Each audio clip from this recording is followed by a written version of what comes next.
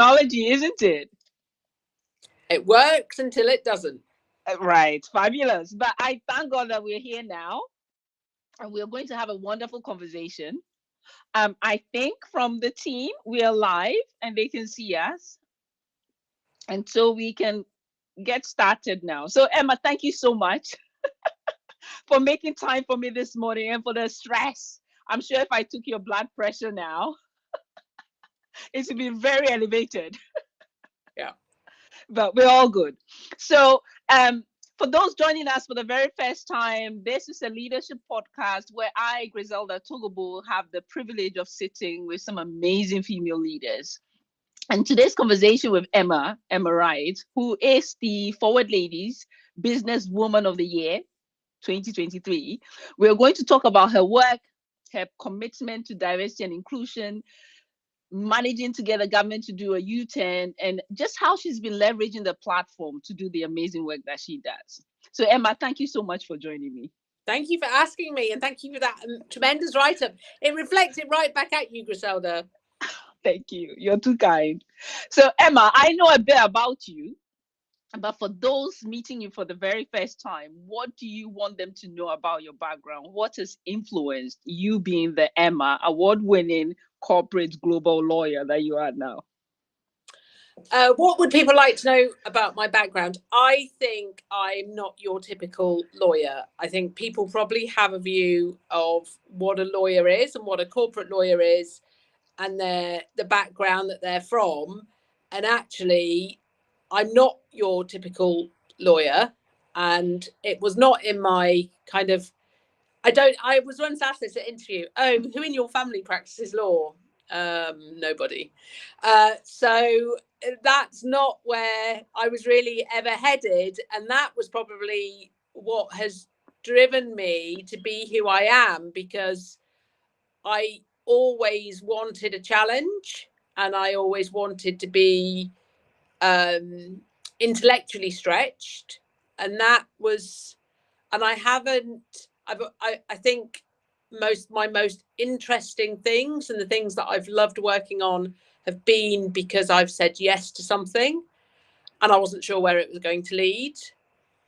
And I am driven, and we spoke about this, Griselda, when we met. We're both Librans. Yes. And we both have the same birthday, but Yes, we do. And whether you believe star signs or not, I don't like things that appear unfair, that you can't rationalize. Yes, I agree. I agree. They're my drive. They're basically my drivers. So when we met, you mentioned your mom, your nan, and the influence they had on you. Can you share a bit of that story? Sure. So I'm not, I'm from Leicester, and I live in Leicestershire now, and we weren't. I didn't have any lawyers in my background. I didn't have any university goers in my background, or in fact A-level sitters in my background. So people left school at 15, and while that wasn't permitted, I don't think, when I was allowed, it was 16 that you left school.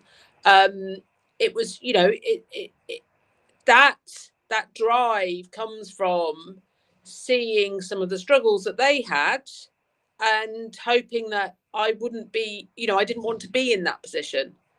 That actually the one thing was about having choice and an opportunity. And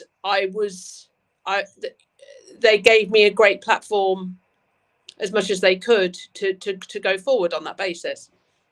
Okay, fabulous. So last year you beat hundreds of women and took the trophy of the Businesswoman of the Year It's home. amazing. Yes. And I know since then it's been quite a catalyst for you. Yeah. So can you share what's happened within the last 4 months since winning the award? Yes. So I was absolutely shocked and delighted to win the award because, and what I have really focused on has been AI and the bias and discrimination that will arise if we don't consider these issues now. And the room has just gone dark because I'm not moving. So I'll try and do that. There you go. But yeah, so that has been my focus. And I have been working with lots of countries and with UNESCO to try and look at ethical implementation of AI. That is my kind of North Star. Yeah. And then mid-January, I had a call from someone who I know very well now, but I didn't know so well when she called me. And she explained to me that there was a law coming in on the 31st of January around angel investments. And I don't want to go, this isn't a legal lecture, I don't want to go into the technicalities, but essentially the change in the income threshold because of the gender pay gap would remove 70% of women from qualifying on income alone. Now, my background in tech for over, it's 25 years. I have exited founders. I've helped founders build their business as a lawyer and then exited them, and there's never been females. And so me and my team is predominantly women, and we are often the only women in the room when we're dealing with matters. So I know the problems around lack of female role models, lack of females in tech, and the value that sits within the economy if we can support females to the same extent that our male counterparts are supported. And she asked me to help around this and to see what I could do. And so I agreed to do one specific thing.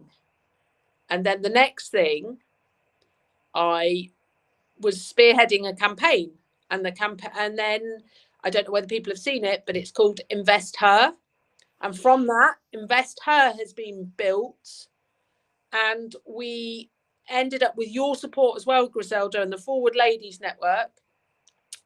We organised a private letter with 144 very senior signatories that went to the Women and Equalities Committee in Parliament. And we did various things in the background, and we worked with them, and we were trying to get this law reversed. And then we went public with a letter, and we had over 2,800 signatories. Wow. And the big thing was we achieved that reversal as part of the budget. So in 6 weeks, I know, right? It's amazing. Although saying that, it only puts us back where we were. Yes. And only 2% of VC funding goes to females. But I think there are some messages, there are some things that I took away, and it was really, really busy. I do lots of not-for-profit work, and I did this from, I think the phrase is from the side of my desk or under my desk, i.e. it wasn't, and it was all consuming. There was so much work going on to build this momentum and to build the arguments and to persuade and all of those things that actually being a lawyer, you're very well equipped to do, because that's what building a case is about. Mm-hmm.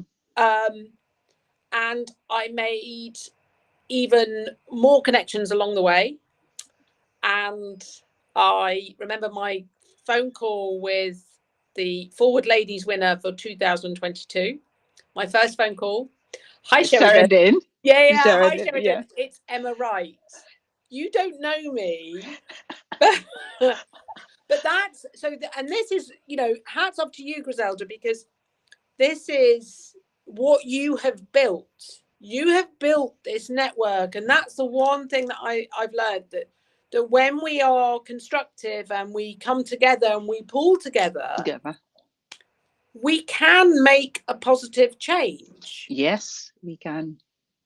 And I think sometimes we run the risk of having a conversation that's on the side rather than around, I don't know, more focused on us being women, as opposed to the economic arguments. We are mainstream. We are mainstream. Yes. Yes, we're a majority of half the population of the planet. Yeah. Yes. We are mainstream. I am mainstream. History. Um, Yes.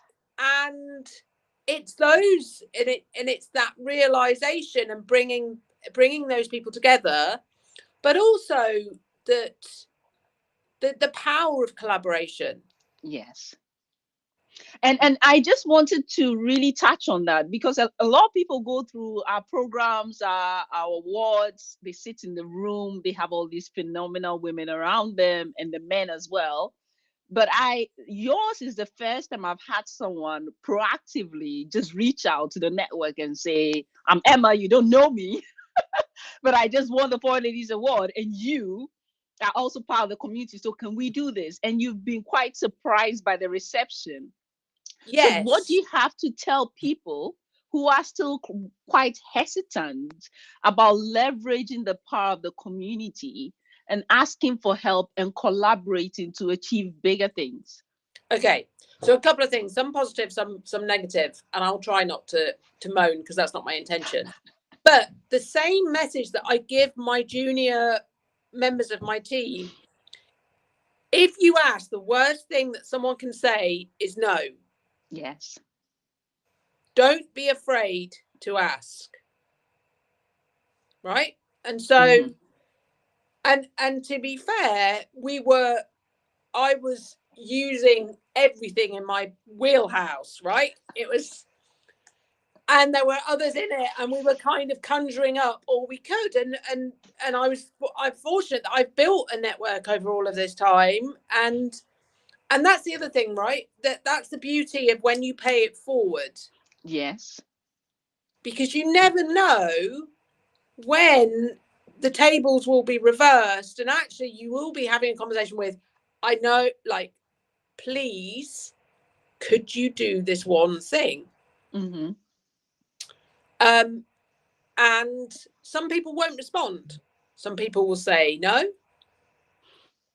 And that's okay. They're all on their different parts of their journey. Yes. But you have nothing to lose. Absolutely nothing. Yeah. And so put yourself out there. See what you can do. Right? This is it. Yeah. So the theme of the event is being unstoppable. And I know a lot of people are looking at the task ahead, trying to get the government to do a U-turn. I mean, who does that? Does the government ever do a U-turn? It's quite rare. So you must have gone into it with the cohort of women you were working with, knowing that there was a real possibility that you might fail at doing this. Yeah. How did you convince yourself to still go ahead, knowing that there was the possibility of failure? And not only the possibility of failure, but possibly some backlash from people who did not think it was a good idea to be challenging the government on this policy. Okay, so I think failure, it depends, define failure.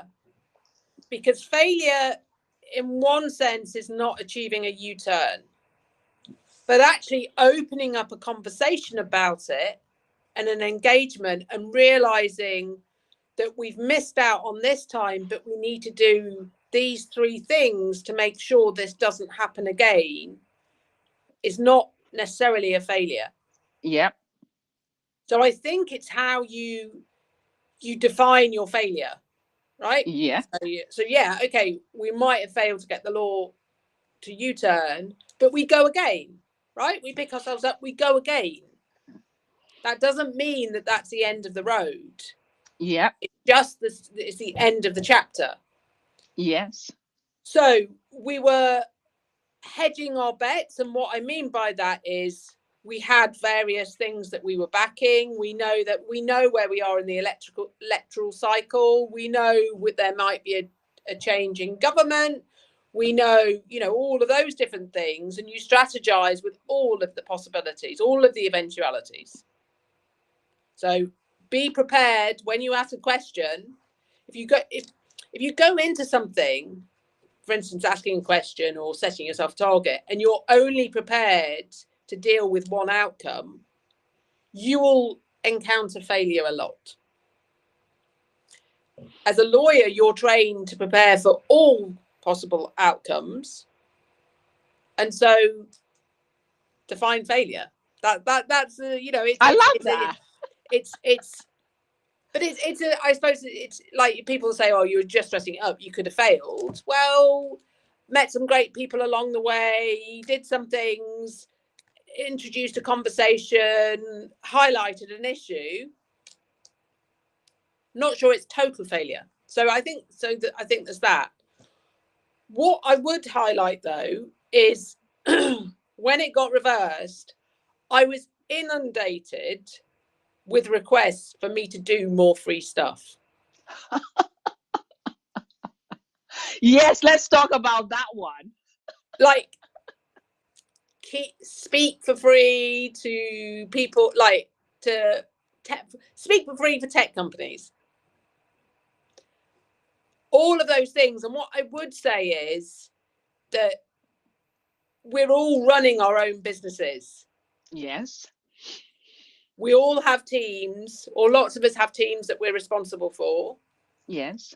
And so when you're asking for things, probably be realistic in your expectations. And the women that are doing things, most women do not need more free stuff to do.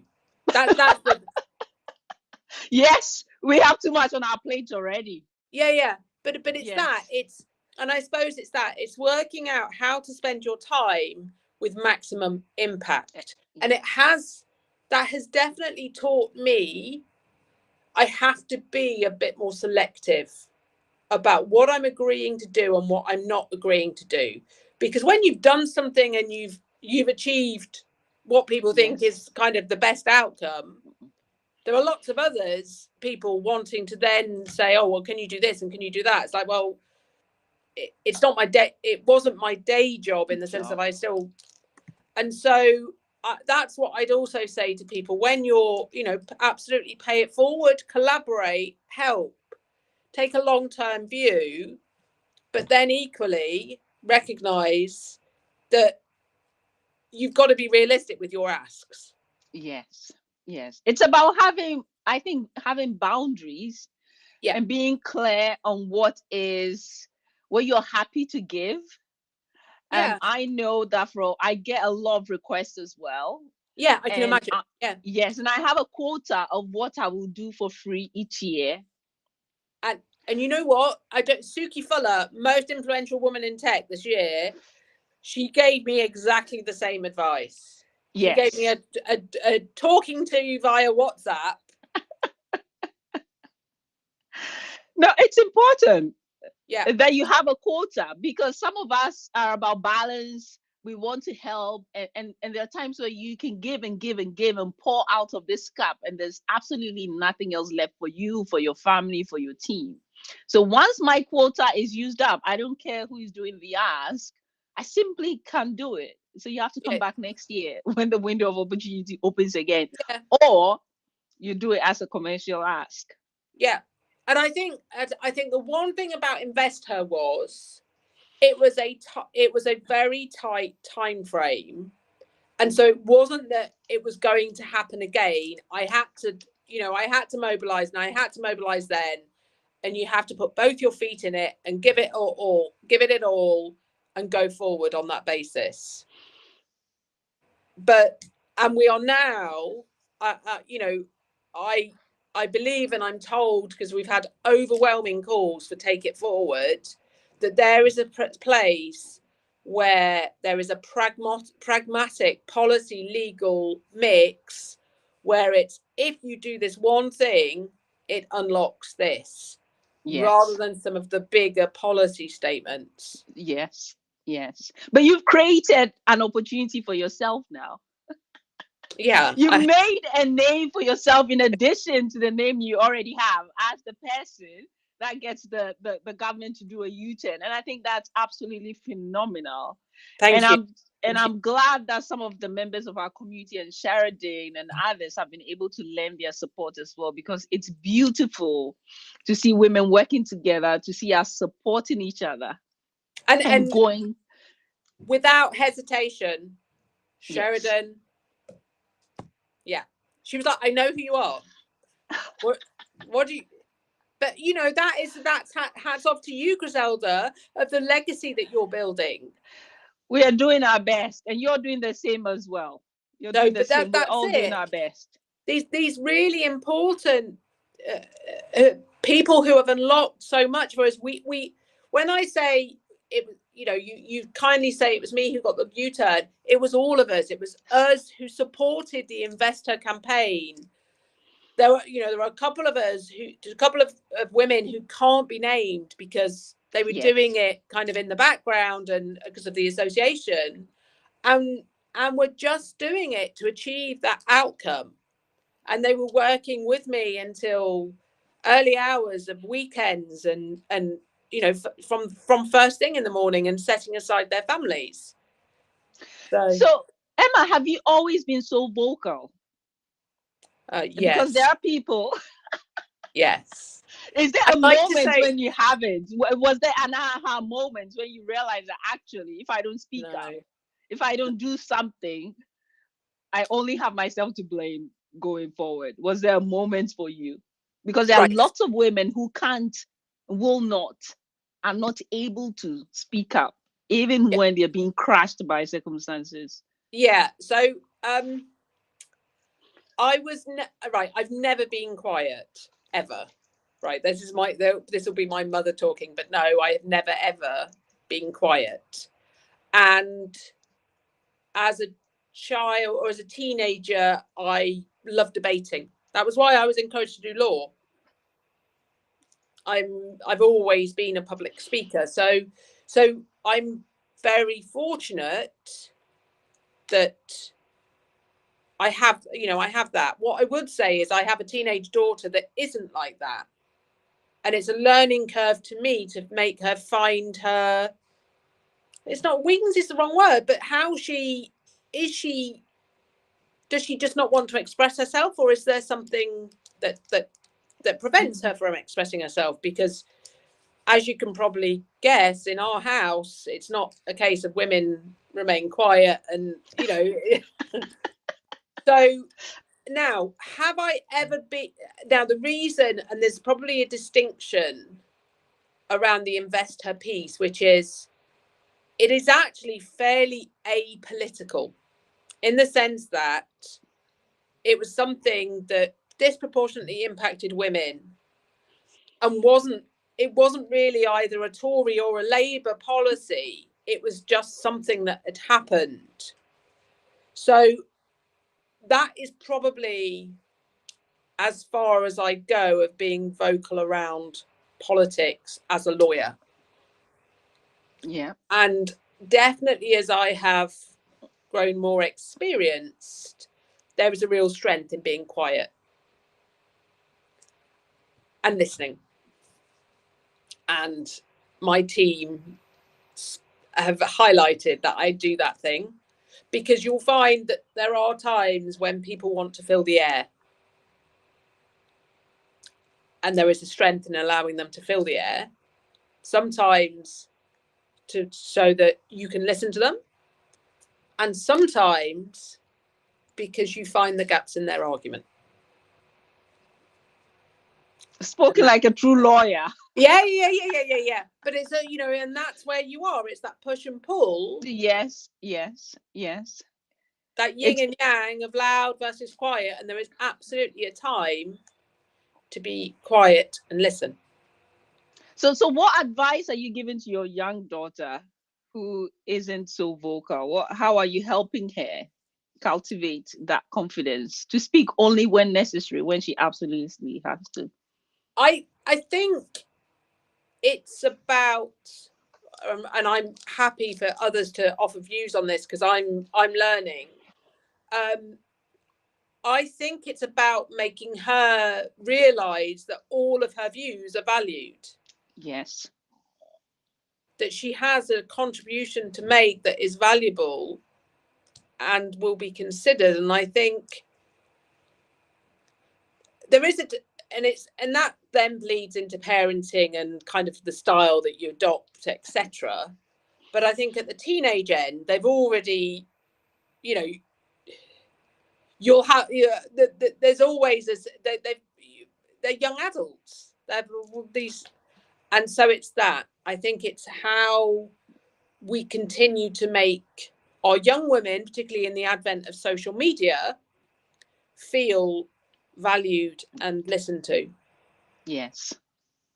And leaders learning to zip it sometimes and just listening. Yeah. And there are a handful of significant events during the campaign. One is a lady called Samantha Addy, who put a post up about burning her bra, which is on my LinkedIn yesterday, it was really late on a Sunday night, and I was gathering things and I got that, and it just brought such a smile to my face that she would do that to get, it just summed it up. And there are a couple of videos that some young guys who are founders of Zeed, Rohan and Salman, and they're on my LinkedIn, created for us using AI, but managed to really get messages across very clearly. And I'm so proud of these videos and what Zeed did for us. But I let my daughter watch one, and she said, "So why are they called angels, Mum?" And that was because it's angel investors. And that's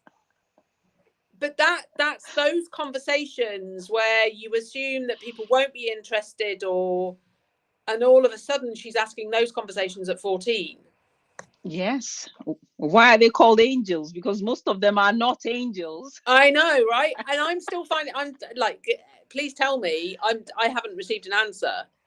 And I said, and I don't know whether it's like a fairy savior thing, but anyway. Yeah. If there's anyone on this session who knows why angel investors are called angels, please let us know. And also, if you have any questions for myself or Emma, feel free to type them in the chat box, and I will take some of those questions and we can go through them. I think I have my team on standby as well. So if I can see the questions, they'll share it via another channel. Okay. So Emma, I wanted to also talk about some of the challenges you face, because I know your career is taking you overseas and back. You have 2 beautiful children, but there's been some significant events during that time. And I know sometimes when we have these sessions and women join in, they just hear or see these brilliant super women doing everything, failing at nothing, telling them to lean in and do more and do what? Because they feel we don't understand their personal struggles and their lives. So can you share a significant moment that was quite challenging? Sure. And how you worked through that? Of course. And by the way, you'll never hear me say lean in. I'm done leaning. Right? If I lean anymore, I might fall over. You fall over. Absolutely. And I don't travel by private jet and watch and see nits on people's hair and stuff like that. Like, no. Anyway, so I think, so I started working in the city in the late 90s, early 2000s, and was really fortunate that I got to work out in DC and worked in London. And I think what I hadn't quite, because I was a corporate, I was a corporate lawyer. I mean, I worked on big corporate transactions, but I worked on the tech and the commercials and the regulatory. I had always wanted children, but I never really anticipated just how much of an uproot it would be in my life. Right? You send them to nursery for 5 days a week. That's what happens. I'm saying this tongue in cheek for those that's losing it, but I genuinely thought that's what that was pre-children, and I appreciate that having children is a choice. It's a lifestyle. It's something that people choose to do, and everyone's entitled to a choice either way. But what really did kind of turn my world upside down, and actually in an incredibly positive, looking back, I can say that now, an incredibly positive way, was when my first son was born. They had they had spotted his failing kidney in his 20-week scan, and he was covered in what are essentially, I can't remember what they're called, hemangiomas, which are essentially strawberry marks, which sounds insignificant, but there are pictures. He's now used as a kind of example by Great Ormond Street. One was wrapped around his parotid artery, which meant that it could have stopped him from breathing, etc., at any time. Now, so from having what seemed to be like a perfect baby, and all babies are perfect, but there was a healthy baby.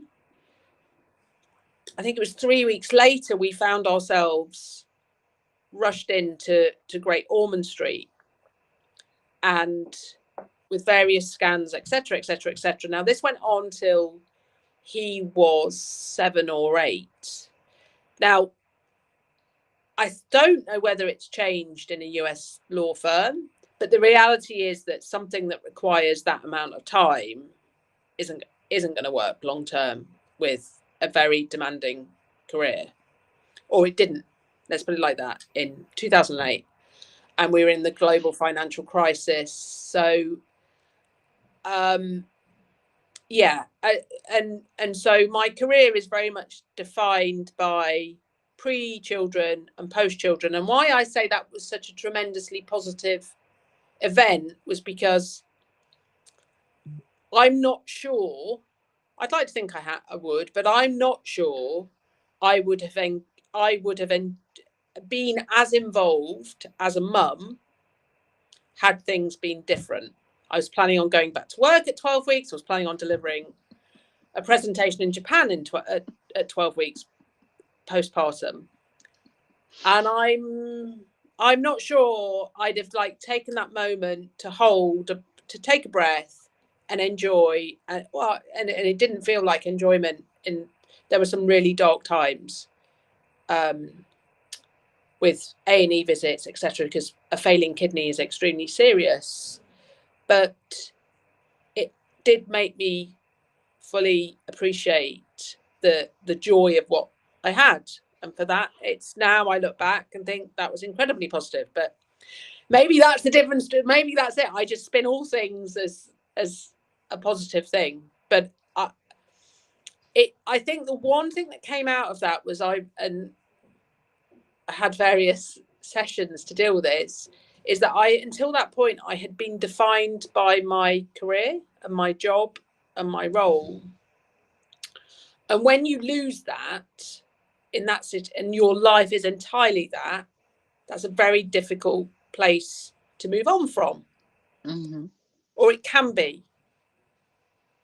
And it was exactly the reality check I think I needed to realise, because lawyers, are known for being all consuming and throwing themselves entirely. And I still do it now, right? I still do it now. I give my all to my clients. I like working on transactions that require me to work till the small hours and are very complex. But now is different because my kids are a lot older and I have that time. And I think, it's that reflection of realizing that there are many aspects of your life, mm-hmm. and that actually you want all of those aspects. They may flex and fall depending on the stage that you're at, but it's not, I don't think it's positive to be solely defined by what you are in a workplace. Yes. And I think it's a bit of the Libra in you speaking, because I can totally relate to that in wanting not just balance, because I think balance is a myth. Your balance at different stages, but in wanting to know that it was a wholesome life that was well lived and contribution was made where it could be made, but family and community was also enjoyed in any way that was possible. And now there's been a lot of negative press, actually, now that you're speaking about law and just how all consuming it is. I think there was a lady who passed recently in a law firm from burnout, they suspect. And so the legal sector is known for working all hours until the deal is done. How do you manage that? How do you take care of yourself? Because I know successful women always show up looking quite amazing. I mean, all the time. That is a trick, right? You have to, no matter, this will make me sound the wrong, but that's a trick, that no matter what you have done the night before, in a negotiation, you're still back at it, right? That's a how do I cope? I have an amazing team. I don't ask people to do things I'm not prepared to do myself. Mm-hmm. I don't leave anyone, I hope, and that's never any feedback. I remember as a junior lawyer feeling really exposed, not knowing an answer, not having any support from anywhere, very, very pressured. And that's one thing I drive and set within my team. The buck stops with me.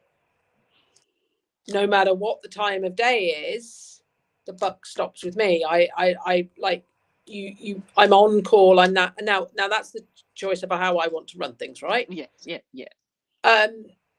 I allow flexibility around, of course, around how people work. And everyone's competing interests have equal priority, because not everyone wants a family, but equally there are times when with young mums that it is different. You can miss an exercise class. You can't not collect your child. You Yes. And maybe it's that empathy point. I try and treat people as empathetically as possible, putting myself in their shoes, but equally thinking every morning, have you been fair? Have you? That's amazing. Fair? Yeah, I think the people on your team will be very happy to be working with you. I mean, you speak to them, but I try. I'm part of the We Try Harder club, but they're the principles of where I've got to on this, and I'm fortunate in the sense of my children are older. You do have, like, I have to be around more at times, but I do have more flex. They're not. They can get themselves home. All of those things, they can be left in a house on their own. But then equally, I have something tonight where I have to go. Yeah. And I think so you finish. No, I think it's the realizing that actually everybody needs some flexibility, but as a team we cover one another. Yes. But everything sits with me, as in the blame is, the buck stops with me. This is not a play, and it's never an allocation of blame. It's how do we fix the problem. I think we can all learn from that. Now, two more questions before we conclude. You've talked about supporting others and feeling exposed quite earlier on in your career. You've talked about the networks that you've been able to build and how you always take a long view in how you build relationships. We hear a lot around sponsorships as well. Has there been any individual within your network, or a mentor, a sponsor, anyone, male or female, who has really changed the trajectory of your career, helped in some way along the way? Oh, there's been several. Absolutely. There was the lady who convinced me not to continue being a barrister and stay and actually continue and train as a solicitor at the law firm I was working at, who had got, she pulled me aside and took a real interest, and that set me off on that path. And that was her sharing the benefit of her experience of, yes. and so absolutely, I suppose at each juncture both from those that I've worked with. There was the wonderful man who actually, having been made redundant, two small kids, he gave me the chance. When there were female lawyers putting me through exams, not taking my degree and my experience, just asking me to sit tests because they weren't convinced I knew the law based on my maternity law, based on maternity leave. So, you know, we've got and so there have been lots of people, and equally clients, who have, when I've moved law firms, have backed me. Yes. Or Yeah. I've pitched for jobs and they've backed me. Now, them actually, it's more women than men, interestingly, but but absolutely there have been a handful of real male, and I relied a lot on my male allies and champions. Do you do anything differently with the male allies? Because allyship, I don't want to say it's all the rage now, but we know it's helpful if it's active allyship, not bystander allyship. If it's active, if it puts action towards words, money towards words, sponsorship, all the right things, it's fantastic. But how have you cultivated those allies who have gone into rooms and given you opportunity and followed you? I mean, that is such a phenomenal thing to hear, for clients, for teams to choose to follow you when you move firms as well. That's quite amazing. What have you done to cultivate that? What have I done? I don't think I've done anything different. Well, I think with, and I think there's studies on this. I do think that with men, it's a far more transactional relationship, right? It's quite direct, it's quite straightforward. Whereas I think women build relationships on a broader level on different levels of connection. Yes. And that's just the reality of it. But I'm pretty direct and pretty straight speaking. So whether that means that I'm I had a wonderful client of mine. She told me several years back, when she backed me on something that was big, she said, you find people you like working with and you find work you like doing, and if you stick with that, you won't go far wrong. And that is one of my drivers around building a business. People you like working with and work you enjoy doing. Yeah. And that is fantastic advice. Yeah. For anyone on this call now, doing work they don't like doing with people they don't like very much. And so you go in fits and starts, right? We all have things that we don't like doing, but if you keep that as a main principle, then, and actually when you do that, it becomes less like work. Yes, I agree. I think one of the reasons why ultimately I left corporate was because I wanted to choose whose team I would be on and who would be on my team. And I just felt at the time that I had no control over where I ended up. And I found that being a control freak quite stressful.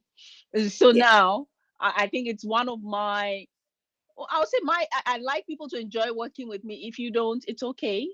But I also need to enjoy working with you. It's a two-way street. And I think that comes with experience as well, doesn't it? That actually you don't have to like everyone and they don't have to like you. That's just the reality of things. You can have a working relationship and that's fine. Yes. And I think that's the other thing, that it does sometimes, or a lot of the time, enhance your team, providing they're constructive around, and you build that kind of level of constructive discussion. Yes.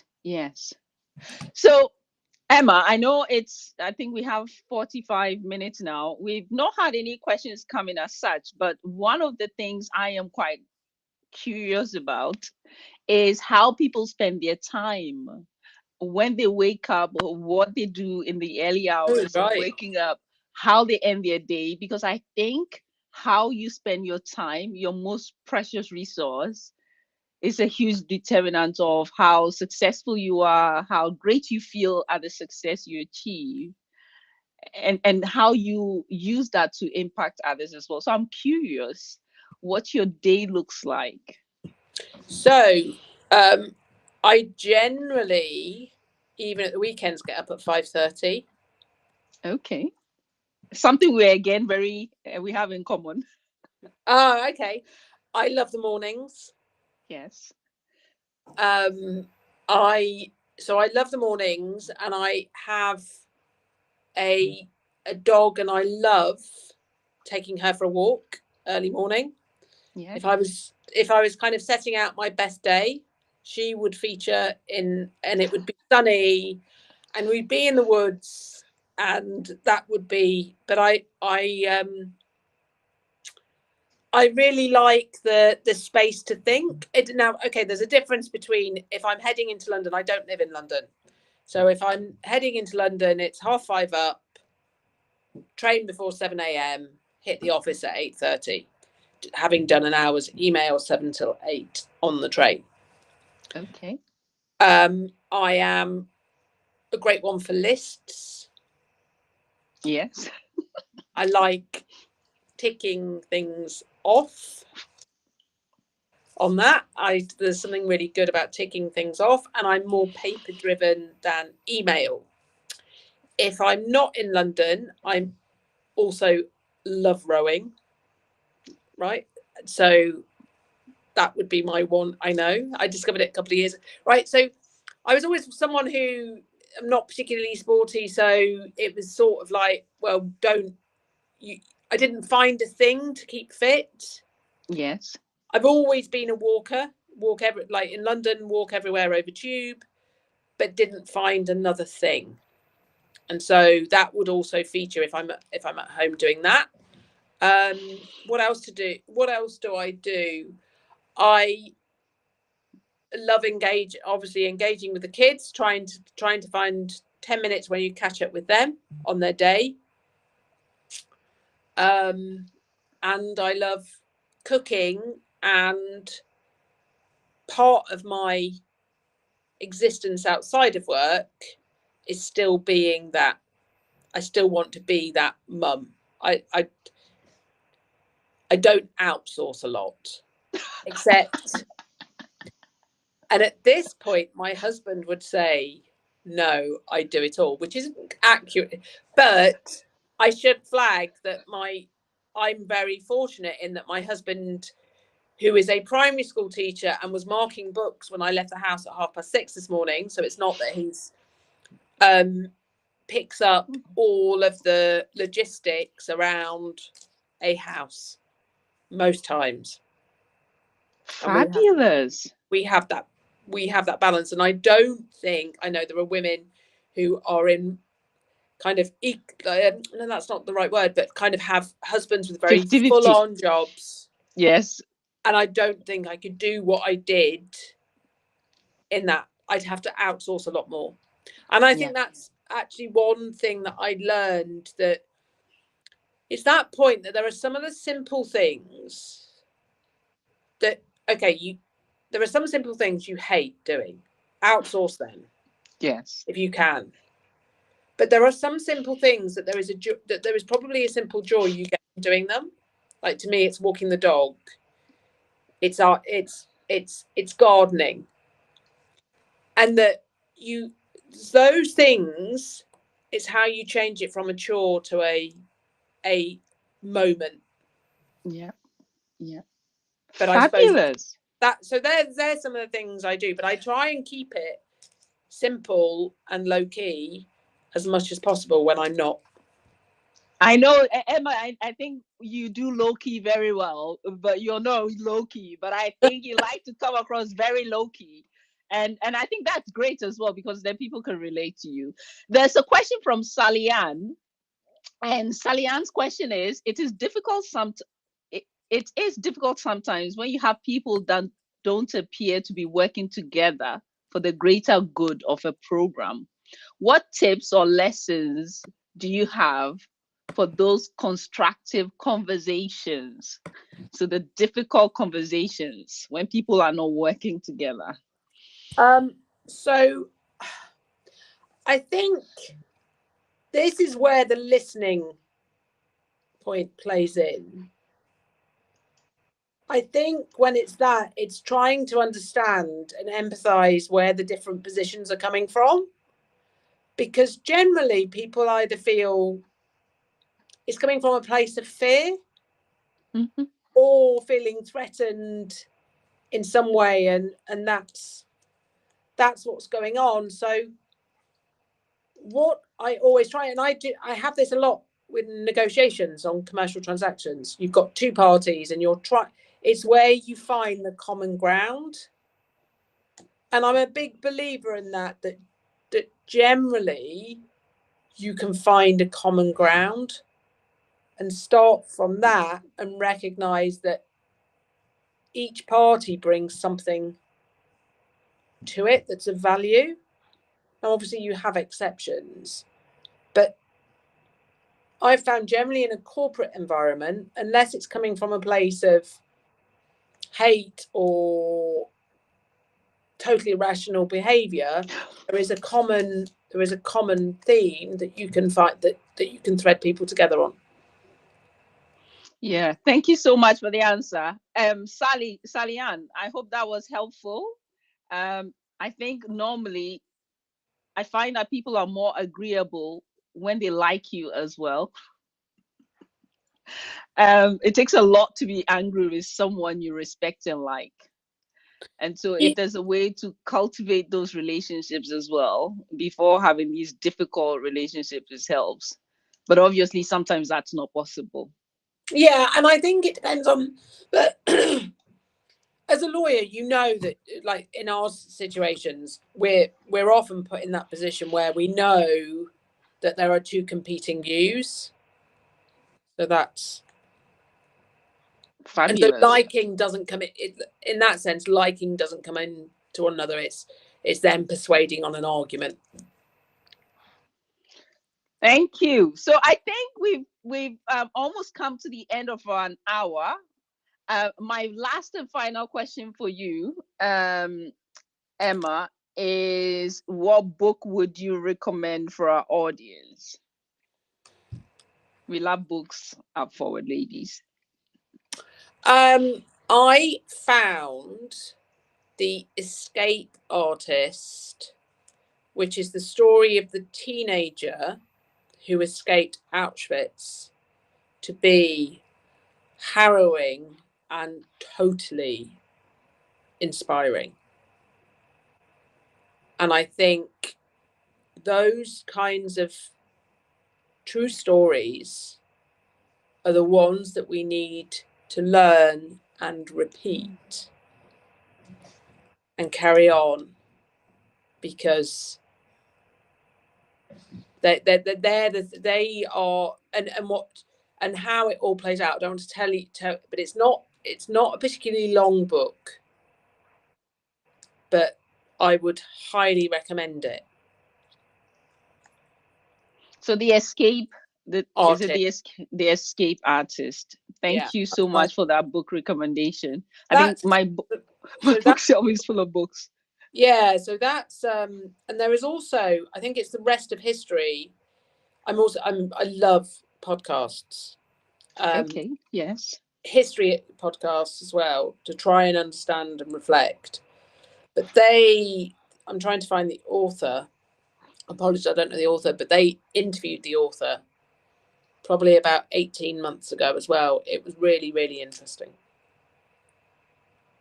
Fantastic. So Emma, thank you so much for your time. I think we've had people stick with us for almost the entire hour, which is great considering the challenges we had coming online. I know, I'm sorry. No, I think it's something that's worth having. Is always going to have some challenges. So we're glad that we made it happen. For those meeting Emma for the very first time, she's going to be at the Forward Ladies Awards this year. She's going to be our keynote speaker. She's going to be there with her team. And if you haven't applied for any of our awards before in the past, or you haven't looked at any of the things we're doing, um, we leverage an amazing community. We bring together amazing women from all over the country and overseas as well. So check out our website. We also have some big announcements coming. We're having a rebrand. We're changing the website. We're having a new name as well. So this year will be a celebration of all that was and all that is to come. So you're invited to be part of it and to be part of the community. And please connect with Emma, and any other questions you have with her, please ask her. I think she won't be able to help herself. She'll just have to answer you as well. But it's been such a it's been such a lovely conversation as well. I've learned so much listening to you, and I can't wait to see what we continue to do together in really moving that dial on gender diversity across tech, law, and business. Lovely. Thank you so much, Griselda. I've enjoyed this so much. And yeah, great. It really is tremendous what you've built. Thank you. So, well, I'll see you. I'll be seeing you next month, and I'll be seeing you even more until the awards. So have a lovely day. And thank you all so much for joining us. Salian, thanks for the question. It was just perfect. Have a lovely day, and please stay in touch and be good to yourselves. Bye, everyone. Bye. Bye.